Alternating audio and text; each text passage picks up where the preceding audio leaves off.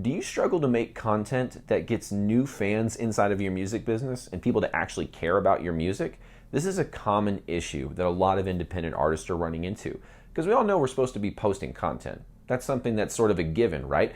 But not all content is created equally. And a lot of artists are creating content one way that is not getting them any results, and I can see it firsthand. And then you have other artists over here who are creating content in a different mindset, and they're seeing all the results. And so in today's video, I want to share with you the who, the where, the why, and the how to create content that people care about, and so that they can actually care about your music.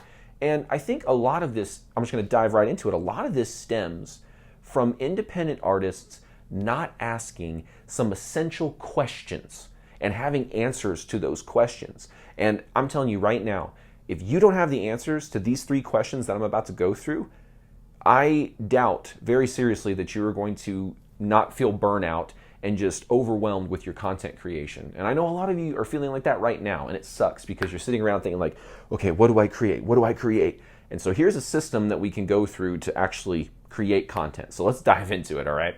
The first question that you need to ask and have an answer for is, do you know what your dream fan, ideal fan, however you want to think about that, the person who's going to be the most receptive to your sound and just be the least path of resistance to be like, oh, I love this artist or I love this band. Do you know what they care about? Honestly, do you know what they care about? Do you even really know who they are on a deep level, right? And people say, well, why do I need to answer this question? Because you're creating content for other people. Unless you just want to create content that you're sitting there and just looking at yourself all day, I suggest that you start creating content with the fans in mind, right? So we don't, as artists, want to just create content that we think looks cool. We want to create content that we think will be well received by the people we're trying to reach with our music. Does that make sense? You want to make sure that the people you're targeting are going to get a message that's going to pierce right through all the BS and get them to come to your music business and check you out. And I call it a music business because it's like, it's your music that draws them in. And then once they're like fans of your music and of your art, and they have that sort of affinity to you from fan to artist, now you have different ways that they can support you. Shows, t-shirts, fan clubs, all kinds of different stuff. So we're creating content with this in mind. What does that person care about? So how do we figure this out? Well, the first thing that we need to do is build an avatar. What's an avatar? Are we talking about James Cameron and Blue People? No. Are we talking about airbenders? Possibly. I don't know. But no, I'm just kidding. We're talking about a sort of averaged personification of your fan. So let's say, you're a metal guy. You're a metal band and you're targeting metal people. That looked pretty nerdy. Usually I would do like this or this. I don't know. Anyway. But the whole point is you're targeting a specific person that's going to be well receptive to your music. So as a metal guy, should you target the average Taylor Swift fan? Taylor Swift's fan is probably like a 13-year-old female who would be very scared at your music, right? That's not a good plan. But if you know exactly who you're supposed to be getting your music in front of, that they're going to be like, yeah, that's totally right up my alley, then marketing becomes a lot easier because you understand who you're trying to reach. And you're not just throwing something at the wall and hoping something sticks, right? You're actually having a plan in mind and you're executing on it. So let's kind of keep going a little bit deeper. What does it mean to have an avatar? You have to know some things. So what are the things that you need to know to build an avatar? You need to know somebody's age, right? What's the average age that they're in? Because that is going to affect obviously what stage in life they're in, which affects the sort of things they care about. So you got to think about their age, think about their gender, right? Because Taylor Swift's average audience is probably a female, and like a death metal band's prime audience is most likely a male. I'm sure there's male Taylor Swift fans and female black death metal fans. I'm almost 100% positive they exist, but we're looking at an averaged majority here. And so that's why I make that distinction. And then we look at like, what are their hobbies? What are the things that they're into? I know for a fact that a lot of people who listen to my style of music are musicians themselves. They like the guitar. They like guitar music. I know they like to go to the gym. There's a lot of people that seem to like that. And so there's different hobbies that you can zero in on this ideal person. You know their age, you know their gender, you know what they're kind of into, you know what they sort of want, like if you know what your average fan has dreams of, it also makes it easy to attract fans with your brand. That's sort of that's like a whole other training in and of itself. But the whole idea behind that is if you know what your fans care about, what kind of messaging is going to appeal to their dreams and the things that they want and kind of appeal to the struggles also, not just the dreams, but the struggles they've been through as well. You may have songs that resonate deeply with struggles many people have gone through, right? But we have to think about these things because if we're going to actually go out and create a piece of content, we have to know these things so that our messaging is just as spot on as it can be, like we're talking right through the camera to that person on the other side of the phone. That's what we need to do whenever we're creating content. That's the goal, because we want to create something that they care about and they're like, wow, I feel like you're just speaking right to me. So that kind of stuff helps you identify the who, right? I talked about the who, the where, and all that stuff. That identifies the who in the equation. So who is your dream fan? You should write that down. Maybe drop it in the comments, right? Who is your dream fan? What are they like? What's their age? What are the things they're into? What's their gender? What's like their dreams? What are the struggles, the average things they're dealing with? And that's the first stage, right? But that's not the last stage. There's a couple more steps here to figure out how to create content that people care about, right? So the next stage in this is where are they hanging out, right? So we know who this person is. So we know what they care about, but where are they hanging out? Well, when I say hanging out, I could mean physically in real life, but I also could mean like online as well. Two very important aspects to this. But I want you to think about social media first. What are the prime platforms that your dream fan is hanging out on? I would guarantee you that, just to use rock, because you know I'm a rock guy, TikTok is probably a useful platform to be on as a rock musician, but is that where the majority of your dream audience is going to be? Most likely not. I would assume that would be probably somewhere on Instagram. That would probably be a better fit for that type of musician. If you're a country musician, though, I've seen TikTok's been amazing for that. Even if you're a rap artist, I've seen TikTok be amazing for that as well. So there's different platforms that can kind of lend themselves, and of course some genres are so big, you know, like country and pop and rap, that they sort of eclipse all the platforms. But you can kind of figure out as you get niched down into your genre where people are hanging out online. And specifically, we could think about it like, assume everyone's hanging out online. Okay, then what groups, like if they're on Facebook, what groups are they on? If they're on Instagram, what are those little channels, those broadcast channels that they're subscribed to? There's other kind of things like that. I think Twitter has groups, or they used to have groups. Anyway, but you get the idea. What are some groups? What are some forums, right? On Reddit, or maybe there's a website that is just an old school forum from back in the day. Maybe it's a Discord server that has a lot of your dream fans. Where? You have to ask yourself this question. Where are they hanging out? And I want you to ask you, like, think of this for a second. If you know who they are, where they're hanging out online, do you think it'll be easier to create a piece of content for this person? You can get pretty precise with this, right? And when you know who they are and where they're hanging out, you know what they care about, in a sense. Like when you know who they are, you know what they care about, and now we know where they're at so that we can start to execute on the content, right? So we've got some pieces of the puzzle all starting to fit in together. But what's the next step? Well, we have to ask ourselves a new question. And that new question is, do you know how your dream fan, your ideal fan, likes to consume content? This is a question a lot of people do not ask because they just like post what's convenient for them, which I understand because as an artist, you got a lot of hats you're wearing anyway. And so you're kind of just trying to get out what you can get out. I totally get it. However, we need to make sure that we're thinking of the fans in mind. I talked about this on a video a few weeks ago, talking about being fan-centric, having a fan-centric business model. And this helps us do that because we're asking ourselves, how do they like to consume? Do they like long form or do they like short form? That's an important thing to understand. That's going to inform what type of content you're going to create. Now, I am a big believer that you should be posting both because different people consume it differently. And so that way you can kind of leverage that. You also think of like video versus audio. Are you dealing with people that like to put something on and then set it down and go work on something? Okay, so then if you don't have a lot of money, you can just post audios. Maybe there's a visualizer or something. Some people knock on visualizers. I think if you're dealing with an audience that consumes music that way, what's wrong with a visualizer, right? But if you have an audience that likes to consume videos and you just have a visualizer, that can get a little boring for that type of audience. But you have to know. You have to dig in and figure out, okay, since I know more about this person, I got to dig a little bit deeper and figure out how they like to consume content. Dax, how do I figure out what kind of content that they like to consume? Here's an easy way to do this. Look at your favorite artists that are in your niche, right? Some of you are like, I'm in a really specific genre. Okay, that's okay. What's the nearest genre and the biggest person in that nearest genre, right? And you can look at that person and you can see the type of content that's performing really well.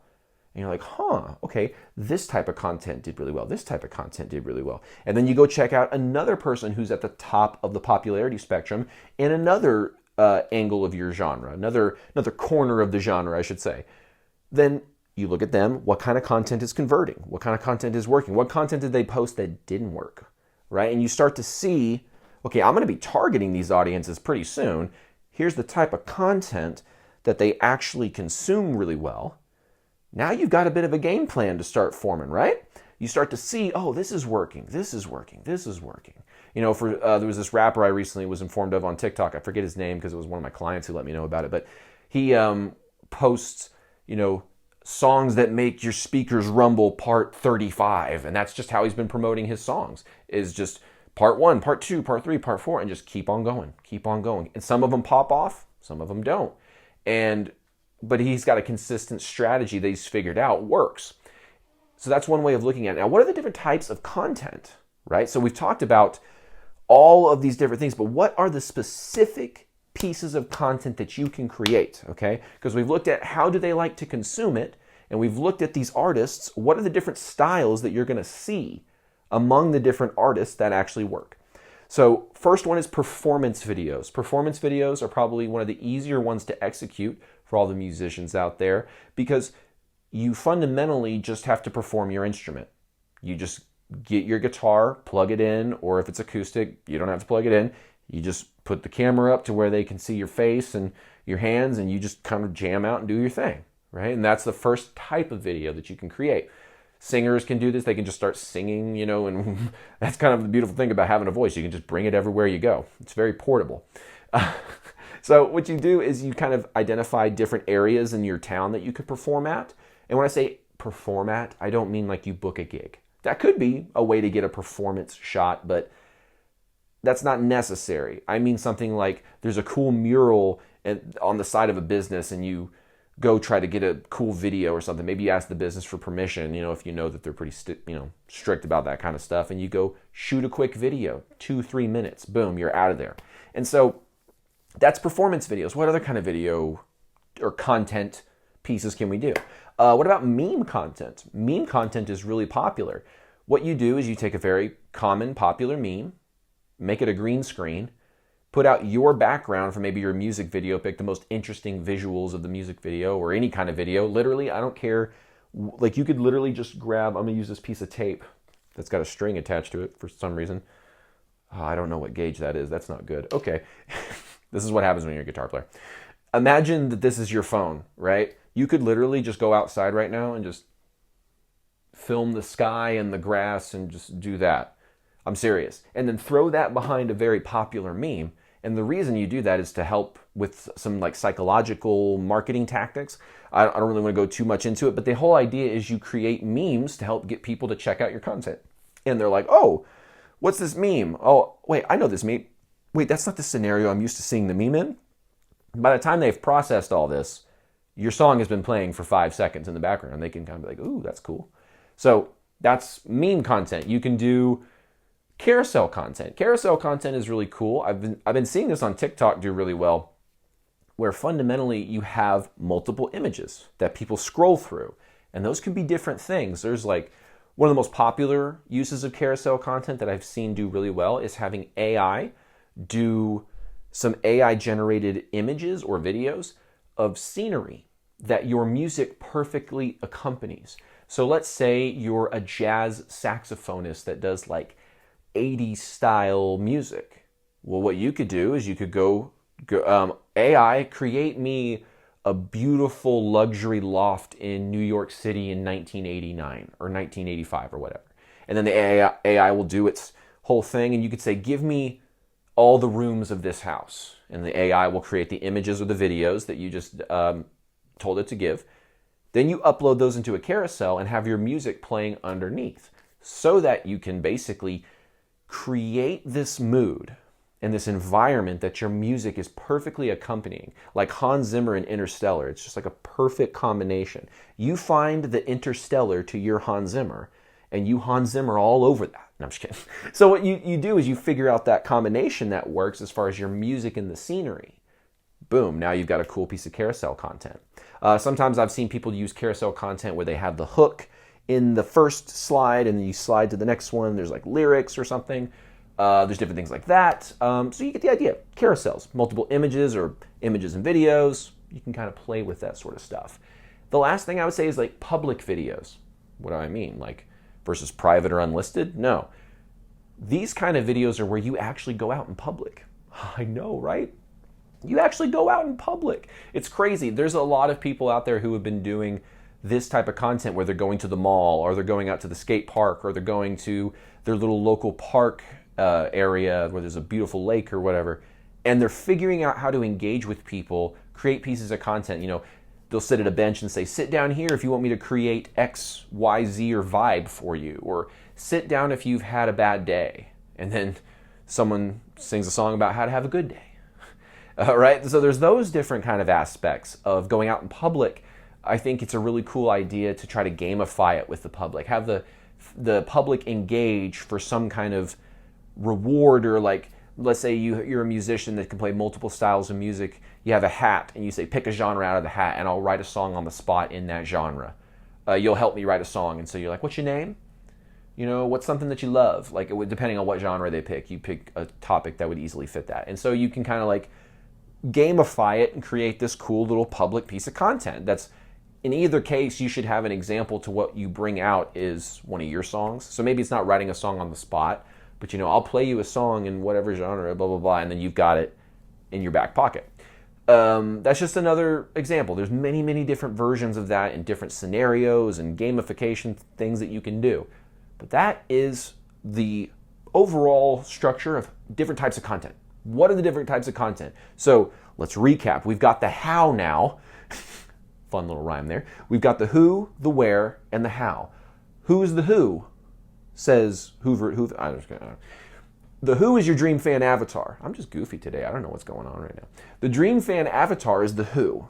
Figuring out who exactly is this person, what are the demographics and psychographics of that person that we're trying to reach.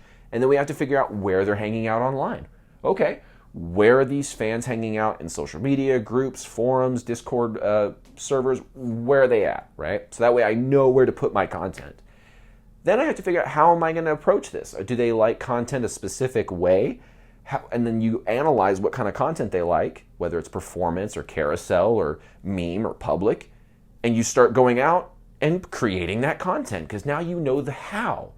Now, the last piece of this puzzle is probably one of the most important aspects of it, which is number 3, the question, do you know how to leverage this attention based on what people care about and like to consume to leverage it for your music?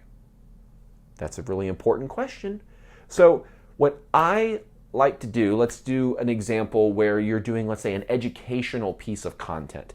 Let's say you just got done working, I had a client who just got done working with this really cool, not synthesizer, but like loop machine called an SP404. And he can create a piece of content where it's like, hey, I just got this really cool tool. Let me show you the 3 things I learned to make this awesome. And then at the end of it, you could say like, here's how I wrote a song using this brand new thing I just got today. And then you go through that process and then people see the end result of, oh, they created this cool song. And then you're like, the link is in the bio for the song. So initially they go into the video and in the viewer's mind, the why is like, oh, they're going to teach me about this like piece of gear or this cool thing, and maybe they know what that is, and so they're checking it out. And if they know what that piece of gear is, they're probably in the same genre. Much like if I said, yeah, I got this cool Mesa Boogie dual rectifier amp. Some people will be like, I don't know what that is. Some of y'all are just like, I don't know what that is.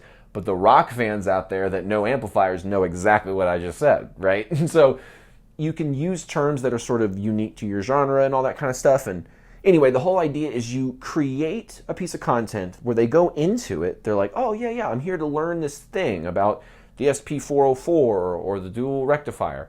And then you show, here's how I used this thing to create a song. And then that song is something that you have released that you can promote, right? Or it's something that you actually created on the spot and then you're going to release. I don't know. I prefer it would be released.